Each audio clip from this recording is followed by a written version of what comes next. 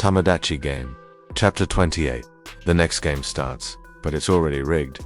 The metal door creaked open. A cold gust swept into the silent isolation chamber. But Yuuichi, he didn't move. He sat calmly on the floor, like a monk at peace in the middle of a battlefield. His hair was slightly disheveled, his shirt damp with sweat, and yet, his expression, quietly composed, focused, calculating. The voice came over the intercom. "Time's up, Yuuichi Katagiri, your isolation is over." Yuuichi slowly stood up, brushed the dust off his pants, and looked directly into the red blinking camera in the ceiling, and whispered. The players reunite when Yuuichi walked back into the common room. Every head turned. Makoto's eyes narrowed. Tenji immediately studied his posture, his energy, but it was unreadable. Yuuichi wasn't giving anything away. Shiho stepped back. Yutori looked down. And then Kai, the one who never looked afraid, gave the smallest smirk.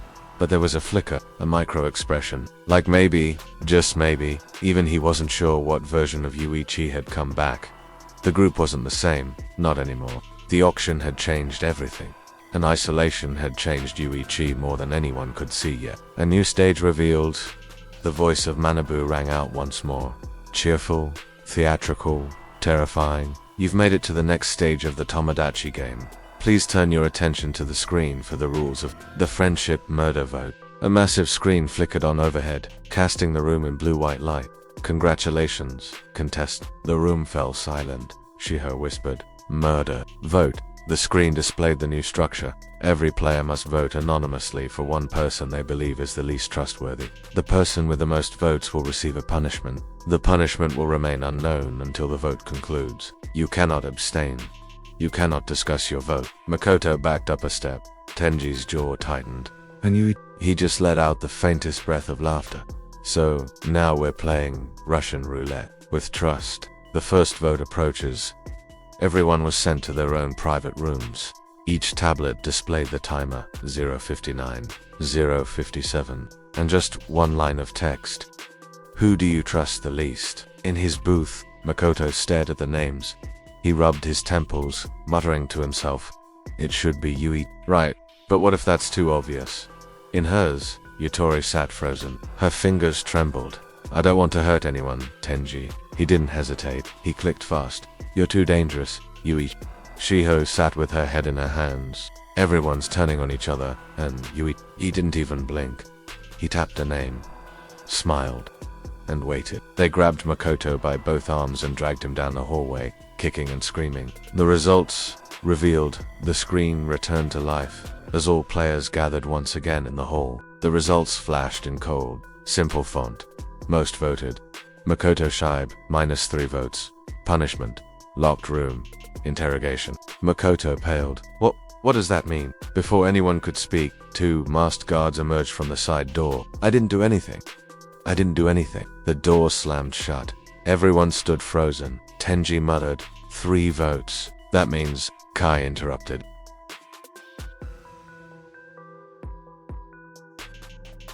One of us is lying.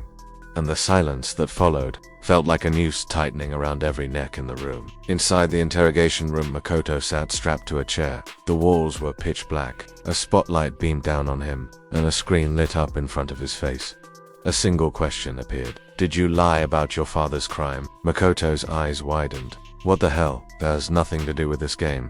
The voice returned, deeper, colder than Manabu's usual cheer. Answer the question, Makoto swallowed. His lips trembled. ... Yes. A loud buzz echoed. The chair jolted. Not with electricity, but with shame. A red X marked the screen. Truth confirmed. Player will now return. Makoto was broken. Tears in his eyes. He hadn't been physically hurt, but something inside him cracked. Back in the main room when Makoto returned, the others looked at him like he was a ghost. Shiho gasped. Yutori turned away. Kai just watched. Silent. Unblinking. And then Yuichi stepped forward. Really looked at him now, what this game really is. Makoto didn't respond. He just sat down in the corner and didn't say a word. Yuichi's inner thoughts back in his booth. Yuichi paced slowly, one hand in his pocket, the other tapping the wall in rhythm. That wasn't a game mechanic. That was personal. They're probing for real secrets now. He stared up at the ceiling camera. You want to expose us all? I'll go first. He walked up to the center of the room. The others looked at him, confused, and Yuichi said, I have something to say before the next vote. The voice tried to interrupt. Speaking is against the shut up, not by each other, but by the people running this, and if we don't stop playing their game, we're going to destroy ourselves. The voice paused, and Yuichi looked everyone in the eyes, one by one. We're being hunted. The room stayed quiet, but something had shifted, the kind that only comes right before everything falls apart. A storm was brewing, and Yuichi had just declared war. The moment he called out the puppet masters, the ones running this entire nightmare, something shifted in the room. The fear, it didn't disappear. It'll break someone beyond repair. End of chapter 28. In the next chapter, the second vote begins, and this time, the punishment won't just reveal a secret. Tomodachi Game Chapter 29. Trust is a loaded weapon. There was a stillness in the air. No one said a word. Yuichi's speech had landed like a brick through glass, shattering the illusion that this was still just a game.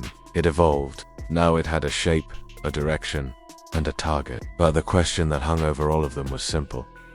Who would be the next to break? The second vote begins. The tablet screens lit up once again. No warning, no pause, just a single timer. 0:59, 0:58. Vote for the person you trust the least. Everyone's heart skipped. Not again. Makoto clenched his fists. They're not done with us. Not even close. Shiho swallowed hard. Her instincts screamed one thing. Her guilt, another. Tenji sat down, his face unreadable. Yutori's hands shook as she reached for the tablet. Yuichi exhaled calmly, his eyes cold, focused, sharp. Let's see who cracks this time. Inside each booth, fractured minds. Shiho stared at the list of names. Her thumb hovered over the screen. Yutori's been acting strange, but I can't bring myself to vote for her. Makoto didn't hesitate this time. Yuichi, it has to be him. He's too calm, Tenji whispered under his breath. It's not about who's guilty anymore. It's about who's playing the best. He tapped his vote, and in her room, Yutori's eyes welled with tears. I don't know who to trust. I don't know if I ever did. She looked down and voted. Yuichi didn't blink and smiled. He just made his choice. The results. Another shock back in the main hall. The voice returned. Voting has concluded. The player with the most votes is... The screen paused. Everyone leaned forward. Yutori Katagiri, -4 votes. Punishment.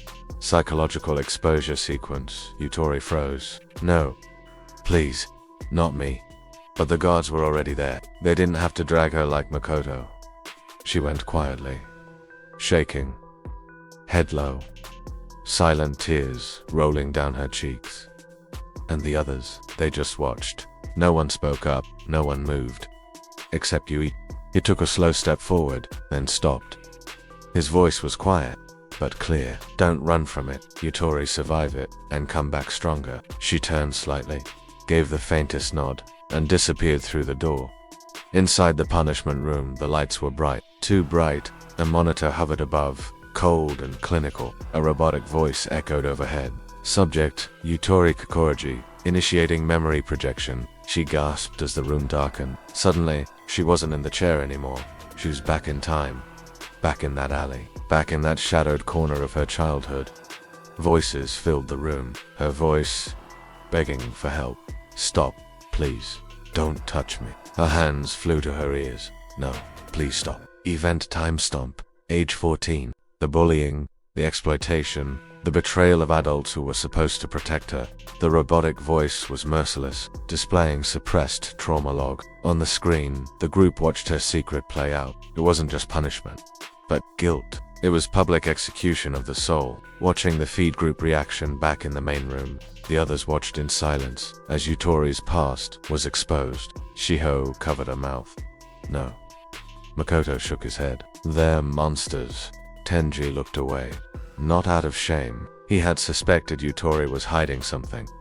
But not this. Kai said nothing, his expression unreadable. Different, and Yuichi. He stood tall, hands in pockets, eyes locked on the screen, but in the faintest corners of his eyes, there was something. Anger. Real anger. You pushed her too far, he whispered. Now I'm going to tear your little game apart. Yutori returns. When the door opened, Yutori walked back in. Her steps were slow, but steady. Tears welled. But this time, she didn't break. She looked at everyone. Her eyes weren't angry. They weren't sad. They were hollow. She spoke in a soft voice. Now you know who I really am. Silence. And then Yuichi stepped forward. No. Now we know who made you that way. About who could survive the deepest cuts to their soul. Yutori blinked, she just nodded. And for the first time, Yutori Katagiri stopped being the fragile one. End of chapter 29. Absolutely. Bro. Here's chapter 30 of Tomodachi Game, written in the deep, suspenseful audiobook narration format you wanted. Tomodachi Game, chapter 30. The bluff that broke the game. The game had crossed a line. It wasn't just about money anymore, or lies, or even betrayal. No, it was about trauma, about humiliation. Yuichi knew that. He felt it. And when Yutori walked back into the room, hollow-eyed, shattered, but still standing, he didn't see weakness anymore. He saw fuel. Fuel for a fire he was about to light in the heart of this twisted game. A tense return to the game floor. Welcome back. The voice chirped from the overhead speaker. Far too cheerful for what had just happened. Now that all punishments have been dealt, we will begin the third and final voting round. The screen blinked to life. A 60-second countdown appeared on each player's tablet. 0:59, 0:58. Yuichi stood still, not even looking at his screen. Makoto shifted uncomfortably. Shiho's hands trembled, just trying to lift the device. Yutori, her face was blank, no calm. Almost a calm. And Tenji, like a man watching a lit fuse reach the edge of a bomb, because Tenji could tell something was off. Yuichi's plan begins in his booth. Yuichi stared at the screen. Who do you trust the least? He smirked. I don't trust any of you. But he wasn't focused on the vote. He was focused on what came next. He pulled something from his pocket, a folded scrap of paper.